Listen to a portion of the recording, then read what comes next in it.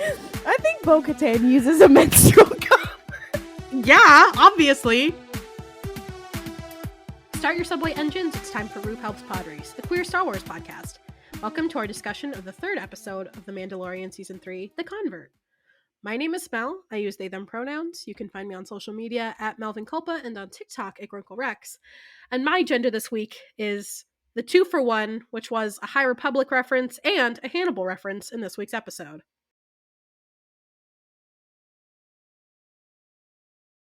Now, Mel told me this before, and I, who have not seen Hannibal, immediately went, what? So, do you mind, like just because you told me, and I was like, wow, that sounds crazy. Okay, I need some elaboration. So the High Republic reference is obvious. It's the rock on Coruscant. You mean the tip of the mountain? The tip of the mountain. I do have to interject and say that actually has appeared in canon before the High Republic. It's just that the most recent. I do believe. Well, it's what I thought of. It came in before the High Republic, but yeah, it was in the Clone Wars. It was in the Clone Wars. I thought it was just in the Brotherhood book. I'm pretty sure it appeared in in the background of an episode in Clone Wars. I think Coruscant episodes. Is it like the Zillo Beast? Was. It's either the Zillo Beast or it might even be the Senate Murders arc where Padme and Bail are walking. They might just walk past it. I think it is also actually in I want to say it's in Revenge of the Sith, I think. No, is it? Anyways, sorry, I didn't mean to, but actually, Mel, but I'm counting that also as a High Republic reference because a major scene does happen there, so we won. Yeah. Also, neoliberal moment. We'll get into that later. Anyways, sorry. I have feelings about Lena Soen. I got bad news. They're not entirely positive. So the Hannibal reference is, if you are an avid watcher of NBC's Hannibal, there is a couple of episodes where there's a character named Chio. She is very slay. Quite unsure as to why Hannibal knows her, etc. I know it's explained in the show, but I was not particularly paying attention because I was just like, oh my god, slay, a woman of color in this show that's very white. Well, she does push Will Graham off a train, and that's what this the part where Pershing and Elia jump off the train. I was like, oh my god, this is just like Hannibal. So yeah. Anyways. You know what? Honestly, I think that we as a society would be bettered if more people had tried to or successfully push Will Graham off of a train. My name is Ollie. I use any pronouns. You can find me on social media at Ollie Fresh. That's Fresh with a PH. And my agenda this week is Din Axe Woves Jaren. And let me explain. Oh. Imagine that being Axe Woves is in quotes in the middle like a nickname. And the reason for this is that now that Bo is clearly not vibing with Axe right now, she's hanging with Din and they're tight. They're like besties. I just know that she is not hanging out with a lot of men. So I know that she is calling Din Axe all the time by accident. So she'll be like, oh, Axe, can you hand me that? He's like, what did you just call me? And she's like, Din? He's like, no, you did not. Who the fuck is Axe? What the fuck is wrong with you? And she's like, no, I didn't say that. I just called you Din. And he's like, no, you didn't. She's like, yes, I did. I don't know there's something wrong with you. And then she starts trying to gaslight him. And then he's like, Bo, you're falling into your ways. Remember, this isn't who you are. And she's like, you're right. I'm a good person. And I don't need the gaslight to get my point across. And then they have a very heartfelt conversation that she would never have with Axe Woves because he left her in her hour of need. Anyway, this is... I don't subscribe to that belief. He got lost Are in the you bathroom. saying that... Wait... Oh, I thought for a second you were suggesting Bo-Katan's hour of need was that she was in the bathroom and he was like, I can't be here for that. No, meanwhile, Din Djarin's holding her hair back. Am I saying that Din Djarin is more emotionally sensitive and responsive to Bo-Katan than Axe Woves? You can decide that for yourself. Hi, I'm Claudia. My pronouns are she, her. You can find me on social media at Kaludia Says, Kaludia Says. My gender this week is Dr. Pershing's TEDx talk. I'm obsessed with the idea that they took the opera house where the bubble opera was and they turned it into a place for TED Talks. And granted, yes, there are many stages that are used for many things, but I guess it's some sort of I don't know, metaphor for like in the golden age of the Republic we have art and now we have TED Talks. And I just thought it was really funny. That's all. TED someone not Mel just put TEDx Coruscant in the the chat. And I mean, they're not wrong. But also thinking about how we learned the official way that Palpatine returned through a TEDx talk about strand casts. That's throwing me. It's really throwing me. And the fact that he didn't have a little clicker and be like, do the TED voice. I mean, he kind of did. Was the kind of the thing. So these are just many thoughts. Many thoughts. Anyways. I hated that man's gay little talk. I'll say it. I did not enjoy his gay little talk. Mostly because anytime, unfortunately, I am a hater. And anytime I see a little graphical abstract of DNA, I'm like, you do not know what you're talking about, clown. Okay. Also, I will add, it felt a lot like, you know how he was talking about, like, well, my mother died. He's giving all of his backstory, right? It really felt like when you're trying to read a recipe on some website and someone has put their entire life story at the front. And it's like, dude, like, where's the recipe? I just want to learn about how to make muffins. I don't really give a fuck that your mom died. As I was watching this episode, every time they did talk about science, I just kept yelling at the screen and being like, Noah is gonna have a fucking field day with this. Like, Noah's about to rip this shit apart. I was like, I'm so ready for that. So I do hope that in our episode this evening we do have Noah versus Dr. Pershing cage match. STEM cage match. And Noah is clearing. Like only one of those two people are a war criminal, and the other one only one of those two people is feeding rats nutrient paste. Mice. Yeah, and they're it's mice. not Dr. Pershing. Dr. Pershing is feeding it to Grogu. Grogu's nutrient paste. So true. Honestly, they would sell that. No, because, like, let's be real. It's only, like, really 25 minutes before Disney starts marketing Grogu's nutrient paste as, like, a real viable item. Yeah, you can get it at the Galactic Star Cruiser. It's just a Jello shot. That's all it is. I know Grogu is not doing shots right now. That cannot be happening. He's at least 50 years old. I'm saying the Galactic Star Cruiser item named Grogu's nutrient paste is simply a Jello shot. But it will probably be like $200. Do you think Grogu is ever going to get underage drunk at the Umate? No. Din Djarin wouldn't let it happen. Yeah. It's Grogu and that kid who just had his baptism. They're gonna go get underage drunk somewhere, and Din Djarin's gonna have to pick them up. Oh, he has a name. Hold on, what is his name? Okay, Jimmy Kimmel's son. Wait, I need to say something really quick. That's really important. I had completely forgotten about that, so I was like, what fucking, like, just like some random child who got baptized? Like, anyone? You forgot about the child who almost died by a gator? I was too occupied about the gator of it all, not the fucking child. His name is Ragnar. His name is His name is what? Ragnar. The kid who has his little baptism. His name is Ragnar. Ragnar and Grogu get fucked up. Okay, I would read that fan fiction. Anyway, I'm Jess. My pronouns are they, them. You can find me on social media at Kawaii Jessio. And my gender this week is Taungsday again. No problemo. If you guys know about the Tuesday again dog, that's what I'm referencing.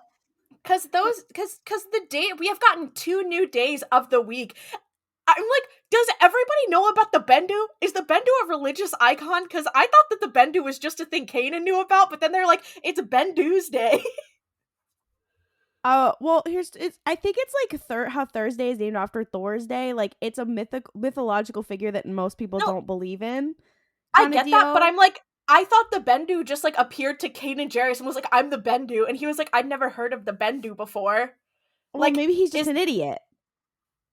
Okay, that would be fair. That's fair enough. I was just saying, I think it's funny because I was like, who the fuck knows who the Bendu is? Like, Is the Bendu a major cultural figure? Is there like an MCU in Star Wars and the Bendu is one of the characters and he like no. Like is Thor? exactly No, okay, because that's this is exactly what I was gonna say. Because if the whole like Thursday thing is to be believed in this case, because that'd be really really funny. Because imagine we still use the term Thursday in 2023, but then like Thor is just a guy that you're capable of meeting if you're like in the right place at the right time. And if you shoot at him enough, he'll like fuck up your shit. You know what sucks though is that Bendu Day was not Wednesday. It's like their Friday. No, because also imagine Thrawn being like, now every Bendu day is like just really shitty for me because I met the Bendu and I fucked him up and now I just But feel did bad. Thrawn know that was the Bendu, or did he No, think he he just- was some fucked up creature that he just Yeah, shot he out was of just the some sky? fucking creature. Like, I don't think the Bendu was like, I am the Bendu to Thrawn. I think I also think that would be Bendu funny. might be. I think it might also be like a word for like the balance or the middle, because it's there say like the light, the dark, and the Bendu is like a whole thing. And why is So, their like, Bendu Day their Friday? Yeah, maybe it should that's be the light middle of day. their week. Because knows? No, it's Star the end Wars of the writers week. do not think that hard about Yeah, they making don't. things happen. Do they have a 5-day, like a 7-day week, 5-day work week in Star Wars? They have 2 days. They have 2 days. Bendu Just Day. Taungsday and Bendu Day.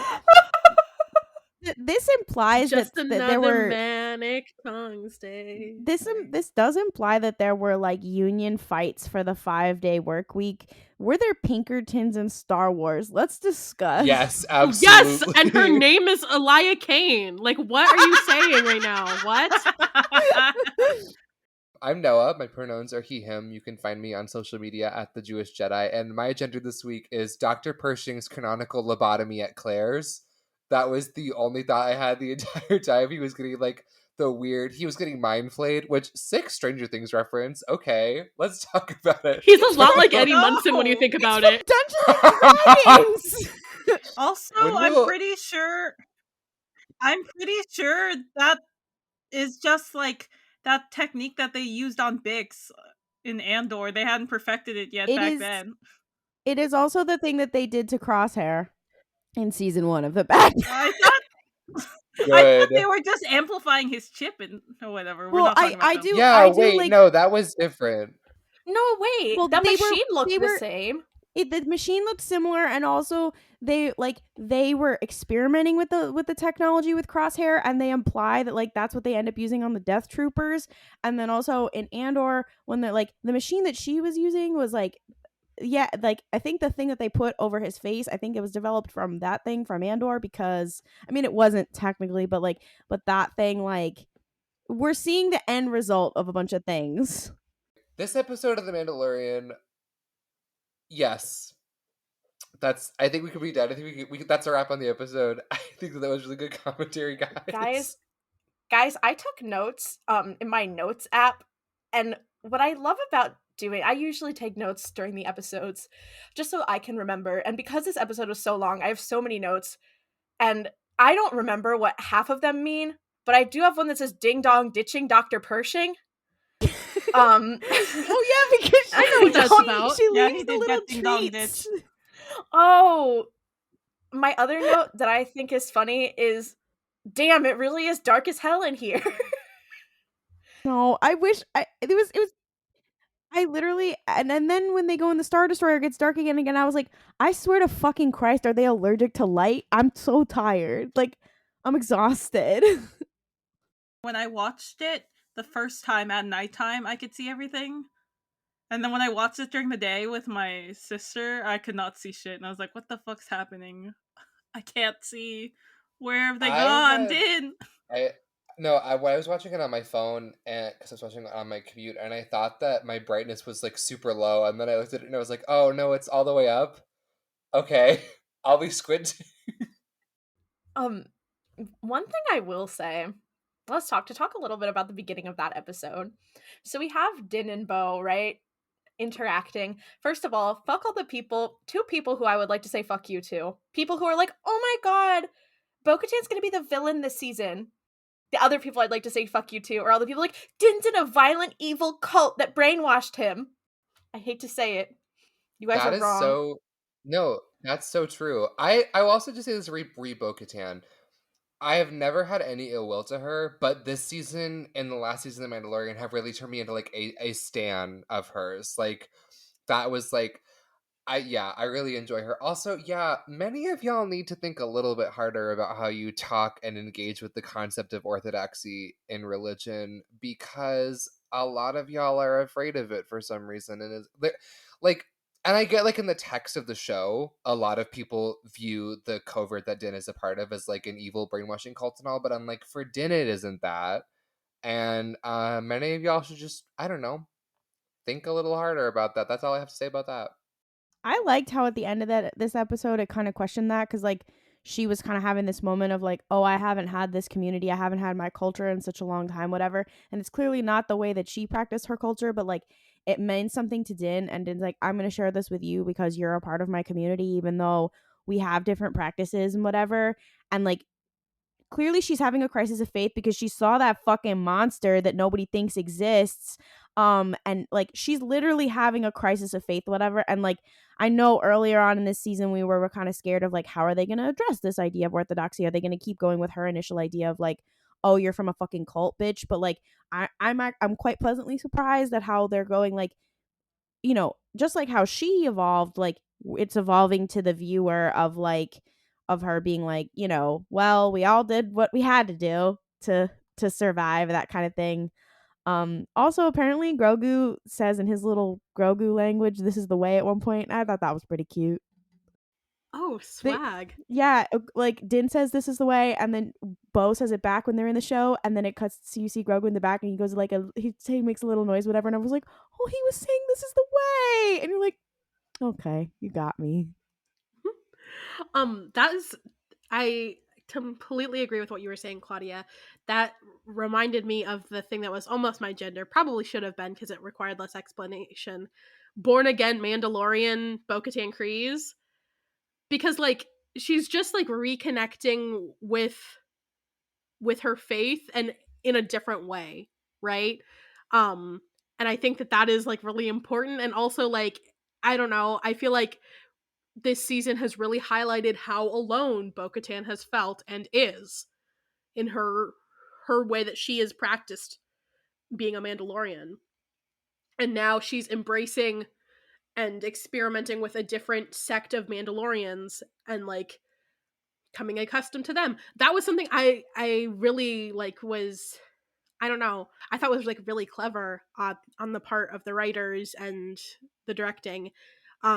Was that I was like, why the fuck has Bo not taken off her helmet this entire episode up until the end? And it's because she's like, okay, I'm down. I'll fuck around and find out. And that's so slay.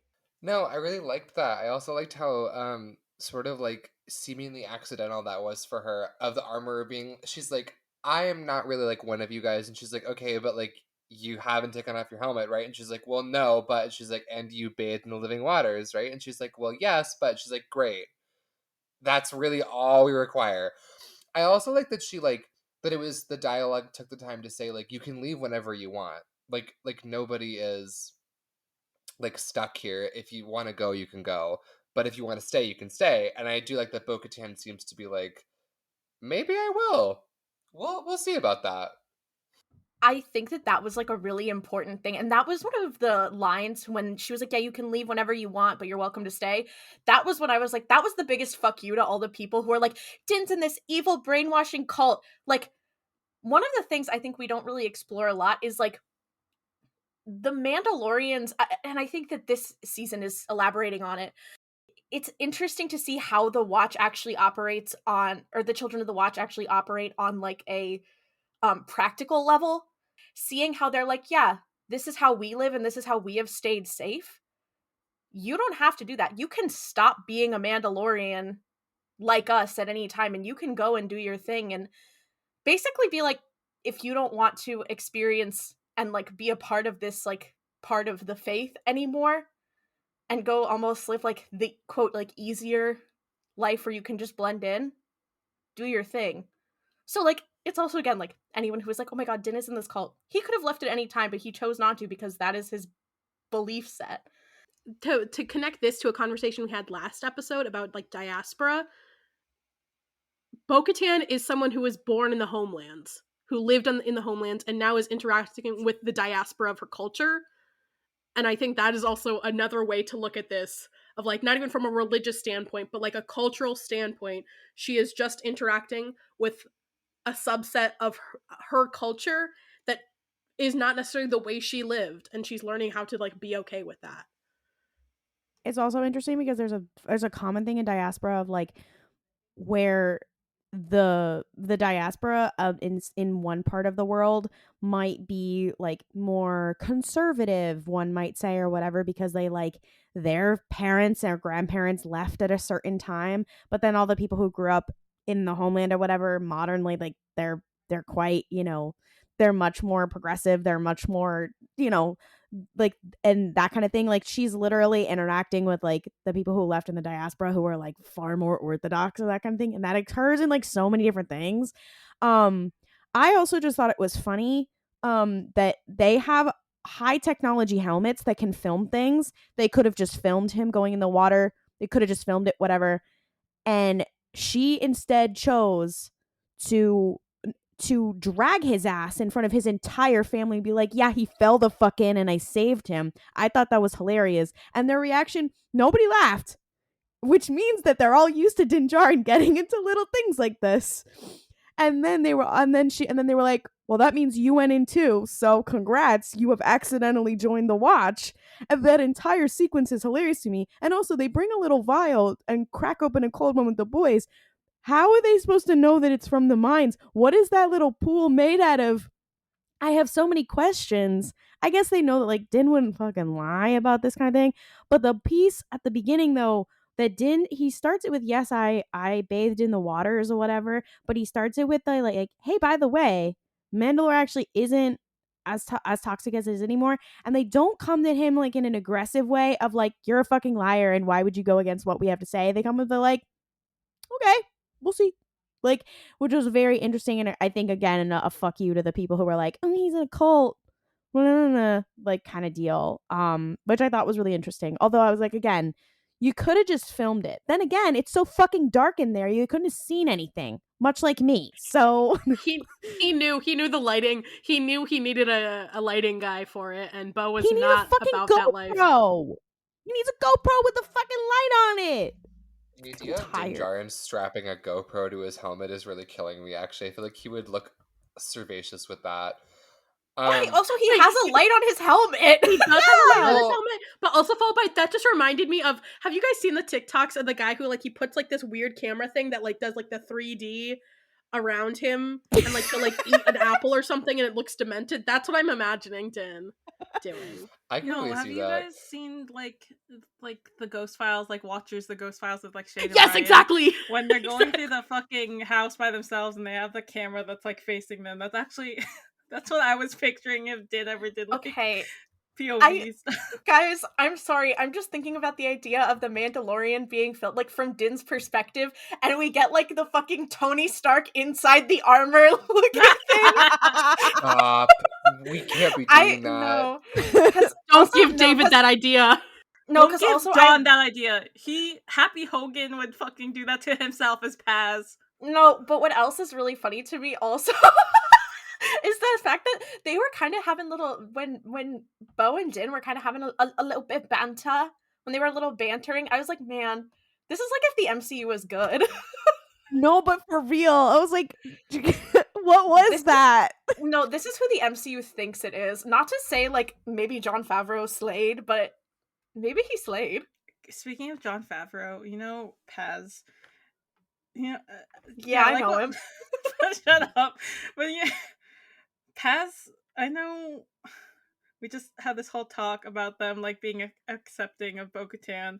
I don't know, there's something about the way he's like standing there when they're all like, yeah, like accepting Din and Bo-Katan back, like, oh yeah, they've been, you know, redeemed, and Paz just kind of standing there, where it's just like, I don't trust you, Paz Vizsla. I feel like you're still like I feel like these motherfuckers shouldn't be allowed back into our clan kind of deal, because he related to Pri.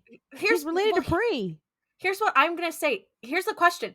do we know how related to pre-Vizsla he is? Because I'm starting to think that Vizsla might just be like almost like of Clan Vizsla. Like he's not like pre-Vizsla's like brother or something.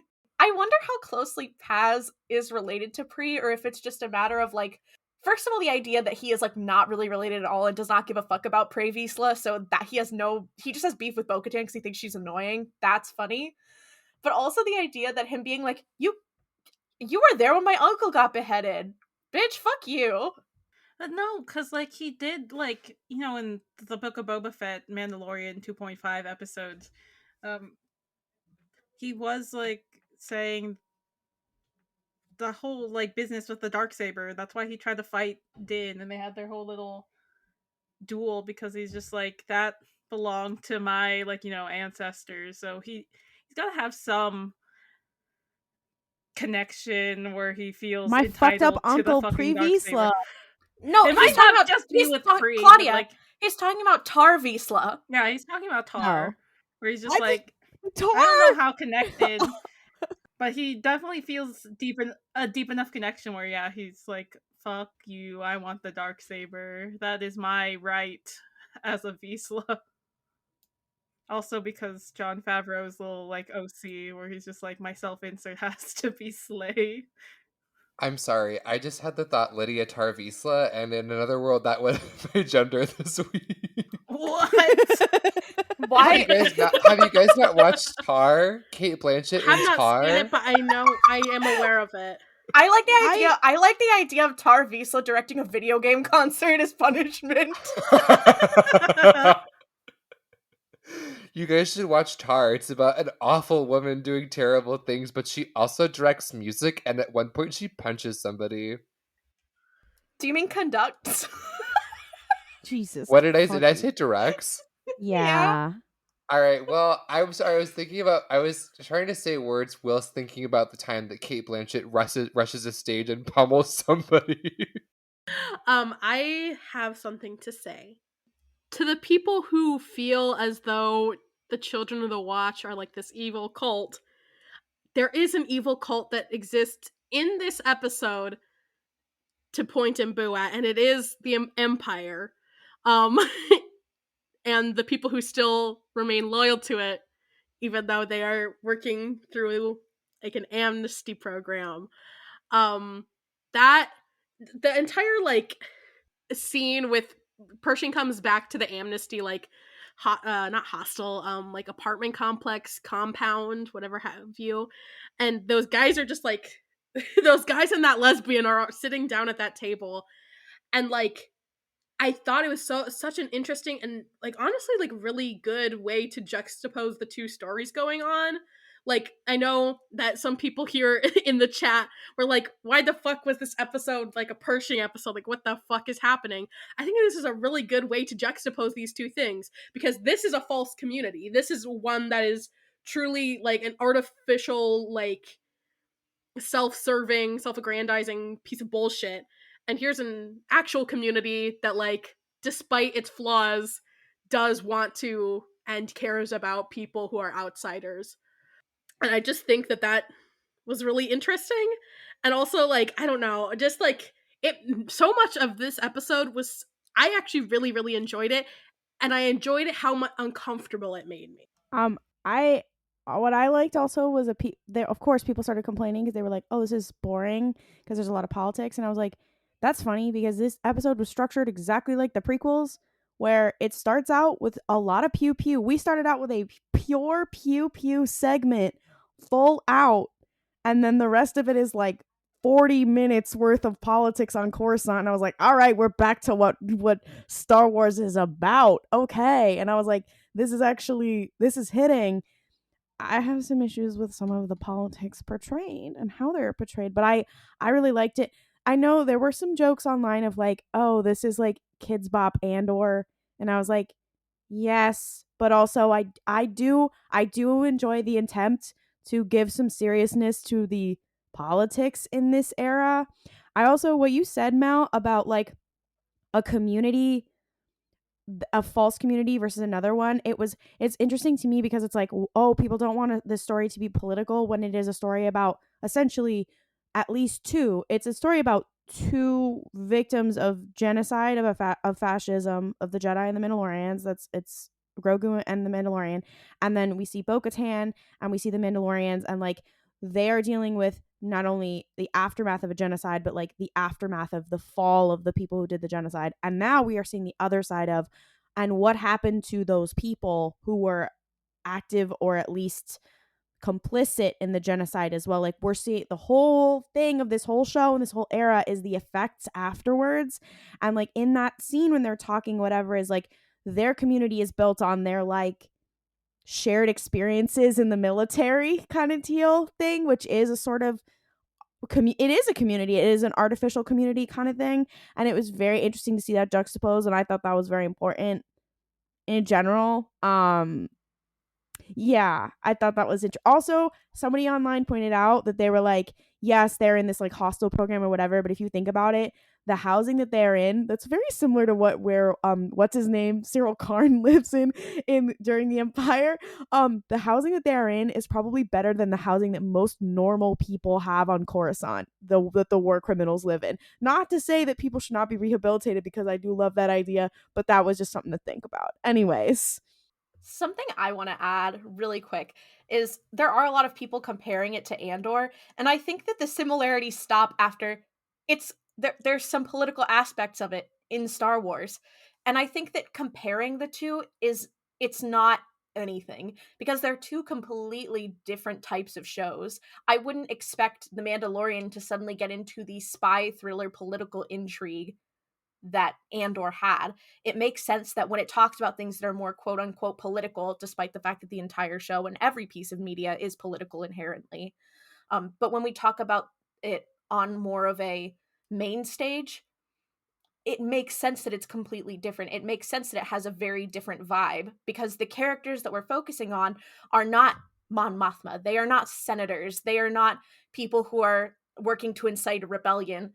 They are kind of like two quote like kind of like almost foot soldiery type of people, two people who are on the ground who are doing random bullshit. It is more of a look into the lives of everyday people than we got in Andor. Like, it's a very different vibe in general. I wouldn't want it to be the same vibe as Andor. That would be really, really jarring if it went from being like an episode of The Mandalorian to suddenly this like really deep like exploration of fighting fascism. And I think we are getting that, but it's just not quote like gritty. So I don't know. I think any comparisons aside from the fact that they're both Star Wars feels a little silly to me. Also, just for the people who didn't really care much for this episode because it wasn't about the Mandalorian per se, it is helping with the world building and like setting up this B plot, kind of reminding us to like, hey, remember the whole thing with Grogu and the cloning?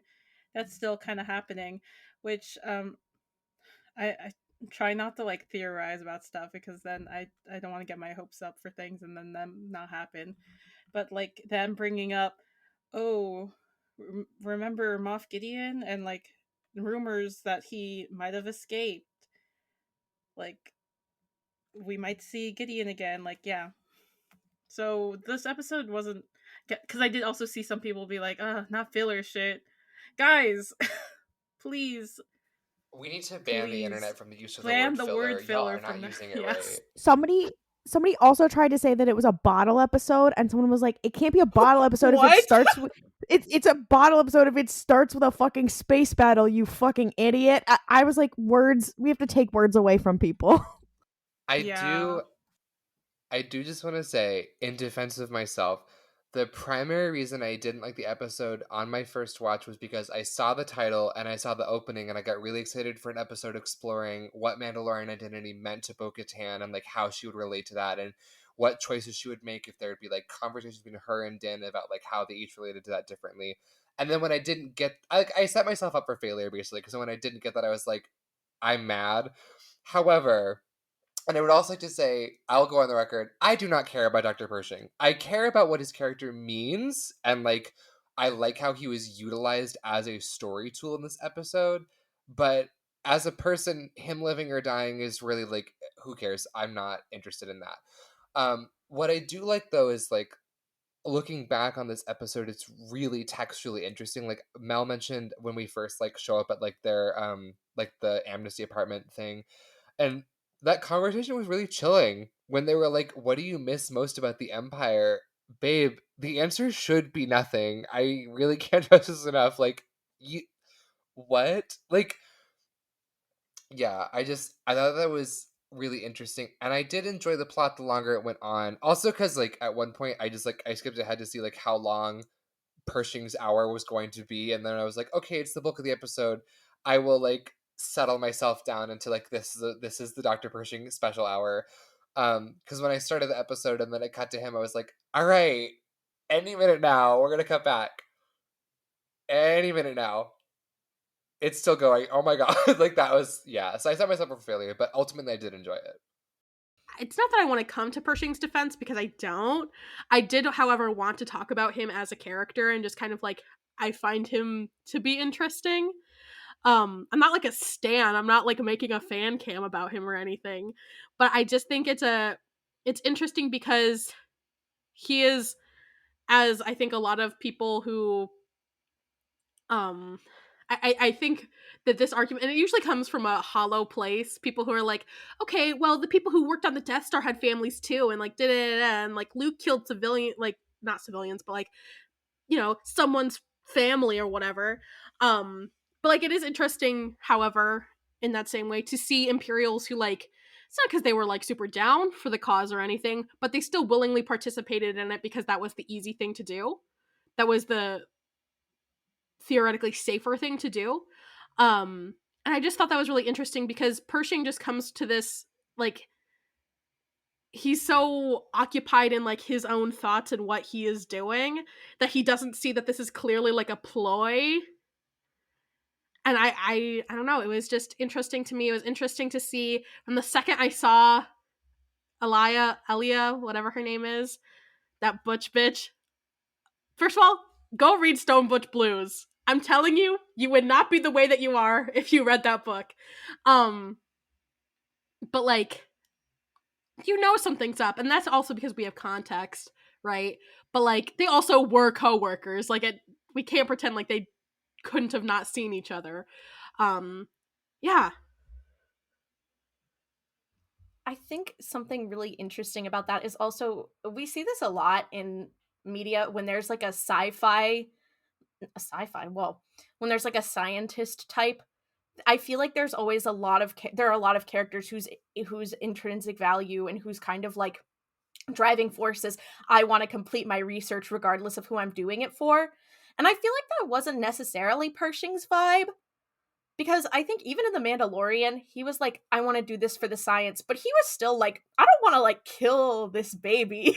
Like low-key, I don't want to kill this baby. So I think it's interesting to see how someone like that, who has this story of like, I can't, like, my mother died and I just wanted to make cloning more accessible so people wouldn't have to like die of pointless things.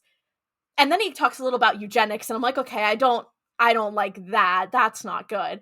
But I think it's interesting to see a character like this, like Mel was saying, who wasn't necessarily like, I love the Empire, but was like, I'm gonna kind of use it to achieve what I need to achieve.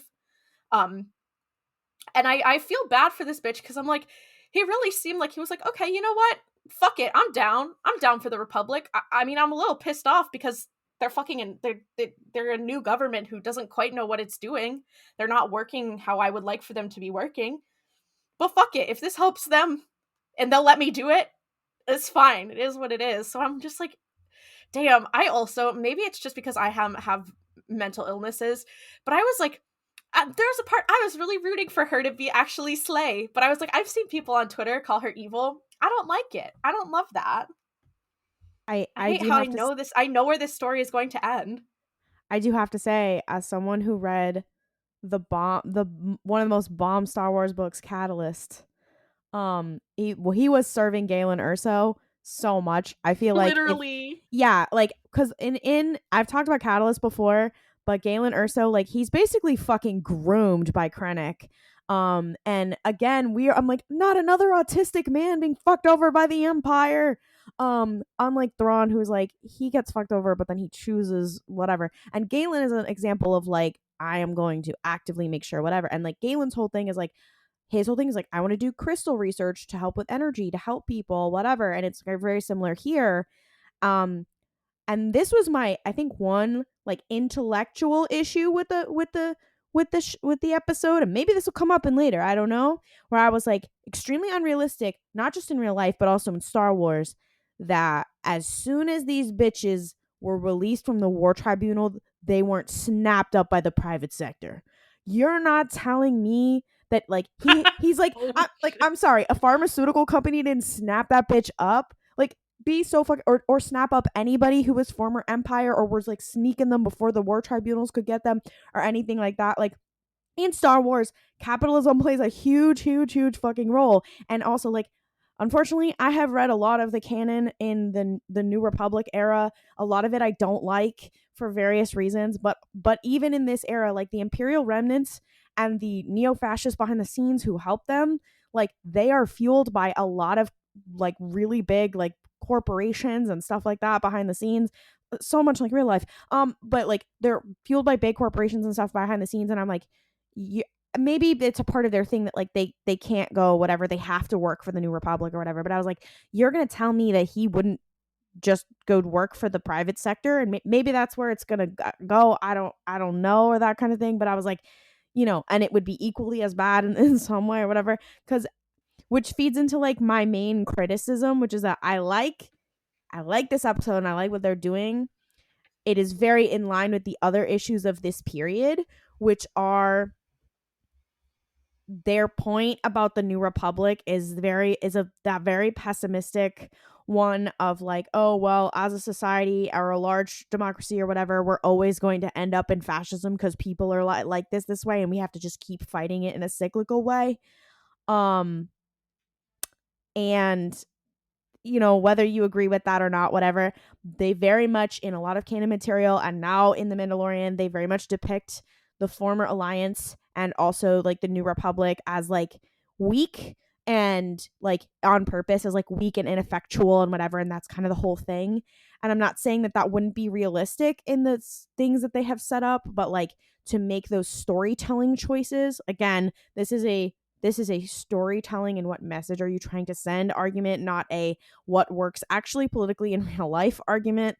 To make those choices is a very weird one, to be like, yes, the left, of course the leftist revolution doesn't work because blah blah blah. I'm like, I don't love that message. I don't love it. And I was like, they're, just like, shout out to the High Republic, but like the High Republic is a great example of how we can show that war is cyclical, that there will always be conflict in this whatever without the same thing happening over and over again. Like they have a different conflict, but it's, a different conflict in this galaxy.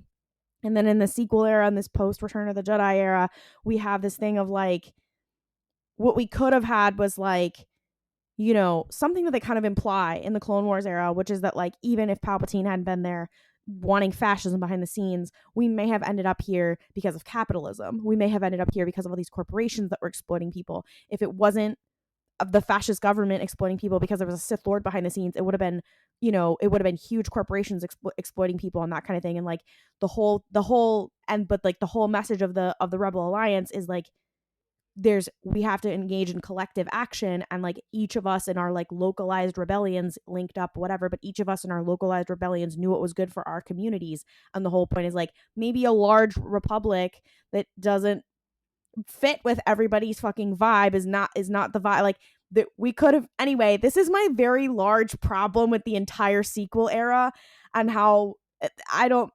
like the vibes. That being said, if this is what is canon and if this is what we're engaging with, I did think this episode did a decent job. And I will say the final thing, like Dr. Pershing's whole thing is like, well, we have this and stuff, well, we could use it for good. And they're like, no, we have to destroy all of it. You cannot use the oppressor's tools to start the new society. And then he finds out at the end that they did exactly what he said and took the oppressor's tools and tried to reuse them. And then that is eventually what is used to hurt him. And it's supposed to be some sort of metaphor. Do I think they meant it to be that deep? No, I don't. But it was interesting. Do I love the message that it sends about the New Republic? Do I love the message that it sends about the New Republic? That, like, they are ineffectual, they are et cetera, maybe not. But it was a good storytelling choice. I love that you had this very long-winded discussion about politics in Star Wars. Well, I'm hearing that I have to be on the lookout for the cameo from Raytheon. Okay, no, the Raytheon Pride float. So true. Okay, I'm obsessed with this. I like this episode on the grounds that, yeah, if you're a scientist and you do work that can benefit the government, guess what? You're gonna end up working for the government. That's how that goes, regardless of who's running things. I do want to say though, Claudia, like this text being like, this is why this obviously the leftist revolution fails. I don't think that this is a leftist revolution. I think that the rebellion in Star Wars is a liberal revolution. Ultimately, like the government it sets up and the politics that it's really about are liberal politics. I also find it really interesting, and I don't really know how big of a deal this is, but like part of Pershing's like itch, I guess, to get back to doing his job at any means necessary is the fact that they have him like working in an archive. Like they've, despite his qualifications, despite his whatever the fuck's degrees, there we go, I got there. Like his work isn't reflective of that. And I find that interesting, like the way that his skills are largely deprioritized in the face of the government that he's working under. I also find it really interesting that like, well, I had a thought and it went away immediately, so that was nice. Anyway, I don't know. I find the New Republic really interesting as a concept. I just feel like, I guess I would say I can't read too much into it because I think that Star Wars doesn't think all that hard about what government is and how power structures work. Like it does, and then when it does, it's really great. And then other times it's like, I don't know, this guy, he has a throne. That seems fine. We'll go from there. Because the people who are writing Star Wars are people at the center. Like they're not marginalized people. Like they can have as much of an understanding as they want about it, but like at the end of the day, it's not gonna be. Well, and even then they're like, my solution to fascism is like, what if we all vote blue, we will defeat fascism forever. Wouldn't it be so fucked up if tomorrow Dave Filoni is like, yeah, my favorite book is the Communist Manifesto? Shit. If Dave Filoni was like, all the Star Wars that I've written is actually a Marxist critique of modern capitalist power structures, I'd be like, bitch, where? No, I would love for that. What are you talking about? He's like, guys, I keep trying to put more in and they keep taking it out. Don't let them. Bob Iger is trying to silence me. And then you hear him being strangled. The thing you said, Noah, about how it's actually a liberal revolution or whatever, I think that's kind of the issue, is that like they have a militant leftist revolution, and then like the world building, both in Legends and in canon after that, is they go, okay, so let's just build the same republic afterwards. And that's part of my issue with it. That's why I hate the Aftermath books, but then it's not their fault. Like that's a choice that they made, whatever. And I was like, if they were really to like, and that's especially why like I always hate like the characterization of Mon Mothma as like some sort of neolib or something as well, because it's also like, and having her make choices like that, because like she's somebody who lived through the Clone Wars, whatever, like her, Padme, Bail Organa, whatever, like they would be people who were like, I lived through the Clone Wars, I saw the problems that caused the Clone Wars that then led to the Empire, whatever, which was we tried to have this gigantic centralized government that then left all these people in the lurch, etc., and was very, whatever. And it was like, maybe the whole thing is that like we don't have a giant republic. Maybe we don't do that, because that doesn't work. Maybe we don't have that. We have our communities in whatever, because that works anyways. But like instead they're like, yeah, let's just try it again and disarm. And you're like, okay, I guess. And I will say, like, the choice Mon Mothma's choice in canon to be like, no, we are disarming, and that's the whole thing. Like it is controversial, and it's a big one, and I you respect it in some way or whatever. And then for them to kind of undercut that in this and be like, well, not really. It was just interesting. Yeah, anyways, but what you were saying was that it was like a liberal revolution. I mean, I think that's kind of always the issue in Star Wars when like they're like, oh yeah, you have these kind of rebels, and then you have the bad ones like Saw Gerrera, which we talked about a lot during Andor or whatever, but that's like the central tenet. Anyways, and then you have like the resistance come in. Like the whole idea of the resistance is that like the New Republic is so shit ass that then like even people like Leia, who created the New Republic, have to like go do their little splinter group. Like I have many thoughts. Anyways, In terms of the episode overall, I actually found it very interesting. I think that it's nice to set some groundwork to be like, fuck you guys, the sequels are real. So I think that it was a very interesting step forward, because it makes sense, because that's kind of what has been teased since season 1 of The Mandalorian. So I'm interested to see that gain a little bit more ground, and especially to point in the direction in which the Star Wars universe itself is going at this point in the timeline. So I did really like that.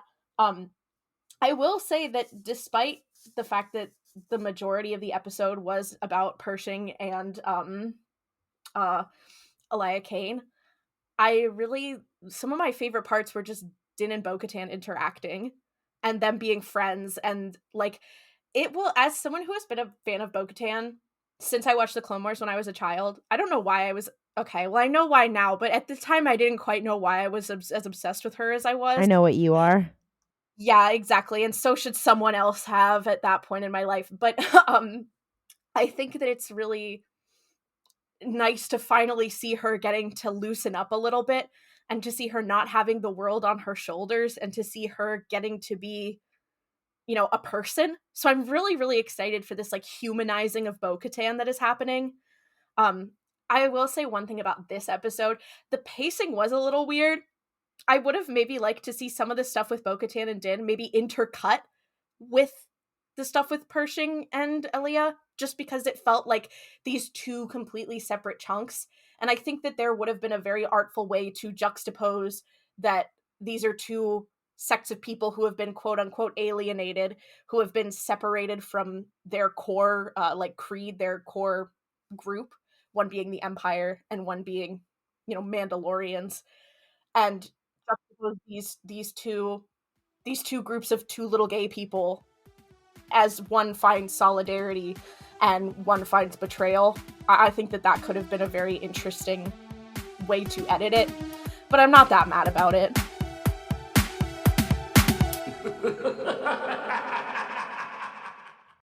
Welcome to everyone's favorite RuPaul's Pod Race segment, Name That Ship. This is a segment where one of our hosts will find a fan fiction that maybe has an interesting, innovative, strange pairing. We'll read off the tags, the description, some of the characters in it, and our dear hosts, my friends, will have to guess who is in that ship. Without further ado, let's get into it. I have brought one today. I think we're just gonna do the one today because it's getting a little late and we're all raring to go.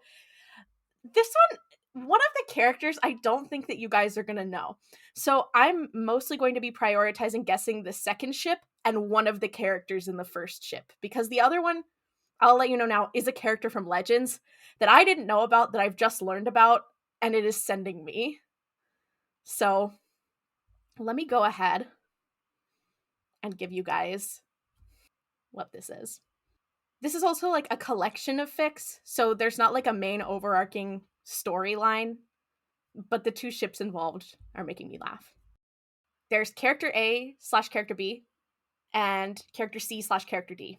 Character A, character B, Cassian Andor. Character C, character D, Garrus Eberelios, The Ghost Crew, R2-R5, Canon Era, Mixing Legends into Canon, Star Wars Fem/. Character D lives AU. No Rogue One spoilers. And there's a couple other things, but they're not important. Well, they are important. One is two moms pregnancy fluff, lactation mention, pregnancy kick. So, pregnancy kink, not kick. But it is, both are two women. Are they from the original trilogy era? From that era, yes, but none of them are in the original trilogy. Is one of them Jyn Erso? Jyn Erso is the ship that it is character A, who is shipped with a Legends character. Okay, so Mara Jade? No, it's not Mara Jade. It is a character I have never heard of until today. Oh, wow. Okay, and can I clarify? So the other tag was character D lives AU, right? Yes. Okay, so character D is a woman who, in canon, has died. Yes. Padme. No, she wishes she was Padme. I don't know if she does, but she is nowhere near as important to the narrative as Padme. Is this character from Rebels? Yes. Character D is from Rebels. Both of the characters in the second ship are from Rebels. Arinda Price. Okay. No. But I'm you're literally close, just but gonna no say cigar. Oh, no, I know. It's that lady. It's the lady from the earlier with seasons. with the fucking more pointy like hat with the Yeah. blonde hair. Oh, what's Can we remember her name? I can't Fuck. remember her fucking name. Fuck. Makith Tua. Yes, Makith Tua's character D. Who is she shipped with? Is it another woman? Oh, wow. Yes, it is another woman. Arinda Price. From Is it Rebels? Arinda Price? It is no, it's not Arinda Price, but it is a Rebels character. Numa? No. Is it Hera? It is Hera / Makith What? What? And now that, funny enough, it's the only ship in the tag. That's actually how I found it, is because I searched Hera Syndulla / on AO3, and it came up as like one of the last ones, and I was like, I gotta see what's in here, and this is the only fic in that tag. But I have to tell you about this first one, because this is Jyn Erso, and I apologize if I'm pronouncing it wrong, but it's Revosh Tarkin, who is Grand Admiral Tarkin's niece, who he raised after his brother died. I know who she is. I know. I did not know who she Creator is. of Tarkin Talk knows who she is. But that's who Jyn Erso is shipped with in this. She is the daughter of Brigadier Gideon Tarkin and the niece of Grand Moff Wilhelm Tarkin. After her father's death, she lived with her uncle, during which time she came to question the Tarkin family's adherence to the Galactic Empire. She passed privileged information regarding an Imperial attack to Biggs Darklighter, and saved a number of Duros insurgents, which led to her becoming a deep cover agent for Alliance intelligence. Okay, slay. I know. Okay, it was wait, like, why is that kind of give? No, she's kind of cunty, and her outfit. Hold on, I'm gonna send you guys a link really quick. Take a look at her outfit on the Wikipedia article, because she looks like she is like a rejected member of the X-Men. Okay, she's serving. She does look like a knockoff X-Men. Wait, look at the really second fun. picture of her though. Yeah, no, she's so slay. She looks like she White Storm. Okay, here I was going. I was like, she's sort of Celine coded if you think about it.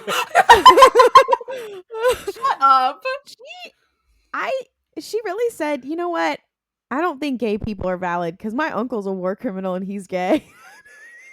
And then she was like, oh my god, I'm a lesbian in love with Jyn Erso. She saw that carpeted hot tub and she was like, I gotta get out of here. We can't keep doing this. No, because this person may have been onto something. The person who wrote this, I wonder if you're still writing Star Wars. I hope you are, because you're crazy for that. Thank you so much for joining us this week for RuPaul's Potteries. Episodes drop every Sunday. For updates, Star Wars news, and more curse shit, follow us on social media at RuPaul's Potteries. Want to ask us a question? Send one to our TikTok Q&A, Tumblr Ask Box, or email us at rudepalpspodrace@gmail.com. If you really love the show, please rate and review it on Apple Podcasts, Podchaser, Spotify, or Overcast, and tell a friend who might be interested. It really helps. And once again, may the Force be with you, and don't kriff it up.